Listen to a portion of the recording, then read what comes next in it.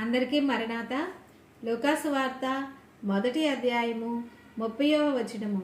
మరియా, భయపడకుము, దేవుని వలన నీవు కృప పొందితివి.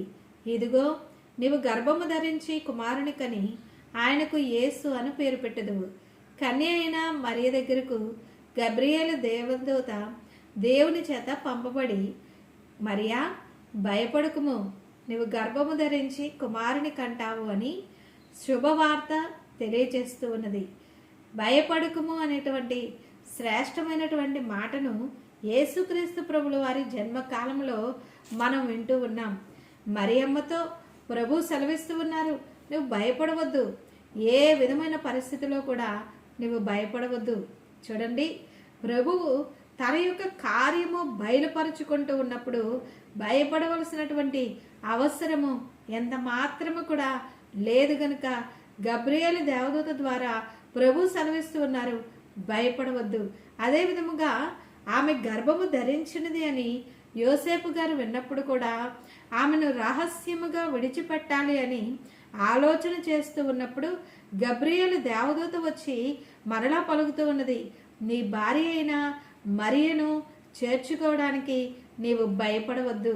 చూడండి, యేసుక్రీస్తు ప్రభుల వారు జన్మించిన తర్వాత గొర్రెల కాపరులు పొలములో తమ మందను మేపుకుంటూ ఉన్నప్పుడు దేవదూతలు వచ్చి వారి మధ్యలో నిలవగా ఆయన మహిమ వారి చుట్టూ ప్రకాశించుచూ ఉండగా వారు భయపడుతూ ఉన్నప్పుడు, భయపడకము, ఇదిగో ప్రజలందరికీ కలగబోవు మహా సంతోషకరమైన సువర్తమానము, నేడు రక్షకుడు మీ కొరకు పుట్టి ఉన్నాడు. దేవుని పిల్లలారా, చూస్తూ ఉన్నారా, దేవదూత కన్య అయిన మరియమ్మతో భయపడకము అని సెలవిస్తూ ఉన్నది. అలాగునే యోసేపు గారితో కూడా భయపడవద్దు, గొర్రెల కాపరులతో కూడా వర్తమానము పంపించి భయపడవద్దు. ఈ సమయంలో మనతో కూడా ప్రభు మాట్లాడుతూ ఉన్నారు. మీ పరిస్థితులను చూసి, మీ కష్టాలను చూసి, మీ బలహీనతల వైపు చూస్తూ, మీ యొక్క చిక్కులు, మీ అవస్థలు, మీ ఆటంకములు, మీ రుణములు, మీ కుటుంబ పరిస్థితులను చూసి భయపడవద్దు. ఎందుకు భయపడవద్దు? యేసుక్రీస్తు ప్రభుల వారు మన కొరకు రక్షకునిగా జన్మించి ఉన్నారు. ఇదిగో ప్రజలందరికీ కలగబో మహా సంతోషకరమైన సువర్తమానము, నేడు రక్షకుడు మీ కొరకు పుట్టి ఉన్నాడు. వ్యాధిలో ఉన్నారా? ఆయన వైద్యునిగా మీతో కూడా ఉన్నారు. ఒంటరిగా ఉన్నారా?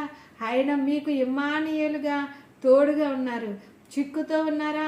మీ సమస్య విడుదల చేయడానికి ఆయన విమోచకునిగా వచ్చి ఉన్నారు. ఏ విధమైన పరిస్థితులలో, ఏ విధమైనటువంటి ఇబ్బందులలో, ఏ విధమైనటువంటి కొరత లోటులతో, ఏ విధమైనటువంటి పరిస్థితుల్లో మీరు ఉన్నప్పటికీ కూడా ప్రభు మీకు సెలవిస్తూ ఉన్న మాట, ఏ విషయంలో మీరు భయపడుతూ ఉన్నారో ఆ విషయంలో మీరు ఎంత మాత్రమో భయపడవద్దు. చూడండి, పిల్లలు భయపడి నాన్న అని పిలిచినప్పుడు ఆ తండ్రి పరుగు పెట్టుకుని వచ్చి ఆ బిడ్డను మరి ఎత్తుకుని భుజం మీద వేసుకుని, భయపడొద్దమ్మా, నేను వచ్చేసాను అని చెప్పినప్పుడు ఆ బిడ్డ ఇంకా భయపడతారా? మన ప్రభు మన కొరకు పరలోకమును, సింహాసనమును, మహిమను విడిచిపెట్టి మన కొరకు వచ్చేసి ఉన్నారు కదా. మరి ఇంకెందుకు మనకు భయము? ఇంకెందుకు మనకు చింత? ఇంకెందుకు మనకు వేదన?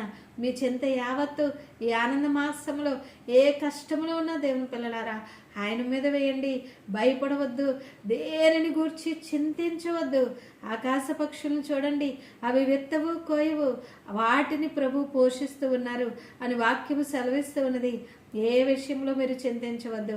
ఆయన బాగు చేసే దేవుడు, ఆయన బలపరిచే దేవుడు. ఆయన మన కొరకు సిలువలో ప్రాణం పెట్టడానికి లోకంలోనికి వచ్చారు.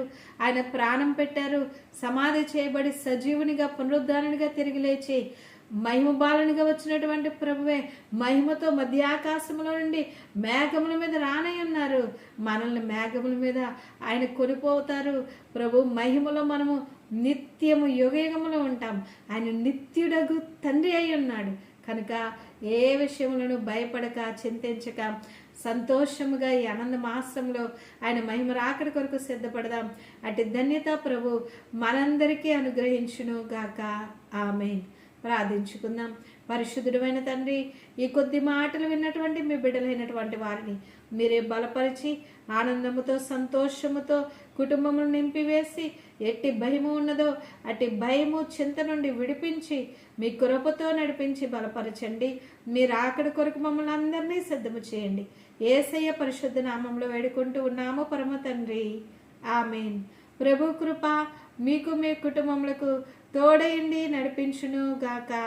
ఆమేన్.